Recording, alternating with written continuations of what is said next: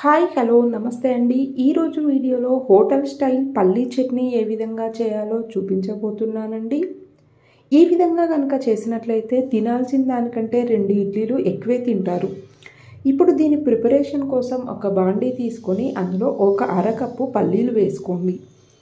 ఆ తర్వాత ఇందులో 1 స్పూన్ ఆయిల్ వేసుకొని ఈ పల్లీలని బాగా వేయించుకోండి.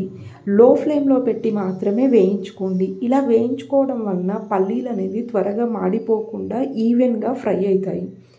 ఆ తర్వాత ఇందులో 1/4 కప్పు పుట్నాలు వేసుకోండి. పుట్నాలు వేసుకోవడం వలన టేస్ట్ అనేది చాలా బాగుంటుంది. అలాగే చట్నీ కూడా చాలా చిక్కగా వస్తుంది. ఇప్పుడు ఈ పల్లీలను పుట్నాలని ఈ విధంగా మంచిగా వేయించుకోండి.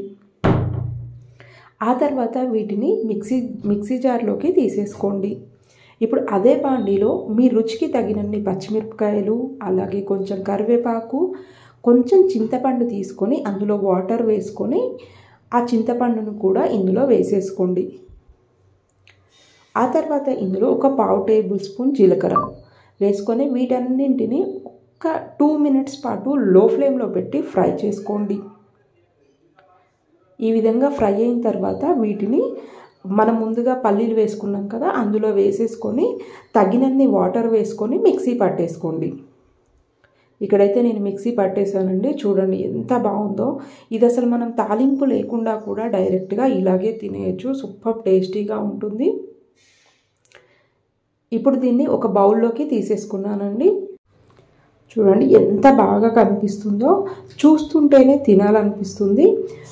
ఇప్పుడు ఇంతకుముందు మనం ఫ్రై చేసుకున్న బాండీ ఉంది కదా, అదే బాండీలో 1/2 టేబుల్ స్పూన్ ఆయిల్ వేసుకొని అందులో 2 ఎండుమిరపకాయలు, 1/4 టేబుల్ స్పూన్ జీలకర్ర, అలాగే 1/4 టేబుల్ స్పూన్ ఆవాలు, కొంచెం కరివేపాకు వేసుకొని వీటిని బాగా ఫ్రై చేసుకోండి. ఆయిల్ ఎక్కువగా అవసరం లేదండి. 1/2 టేబుల్ స్పూన్ వేసుకొని అవి జస్ట్ అలా ఫ్రై అయ్యేంత వరకు ఫ్రై చేసుకోండి.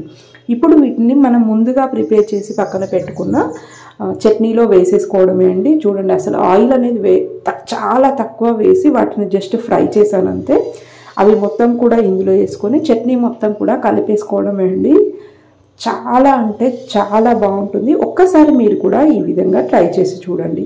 ఈ వీడియో కనుక మీకు నచ్చినట్లయితే లైక్ చేయండి, షేర్ చేయండి. ఇలాంటి మరిన్ని సింపుల్ రెసిపీస్ కోసం సబ్స్క్రైబ్ చేయండి. Thank you.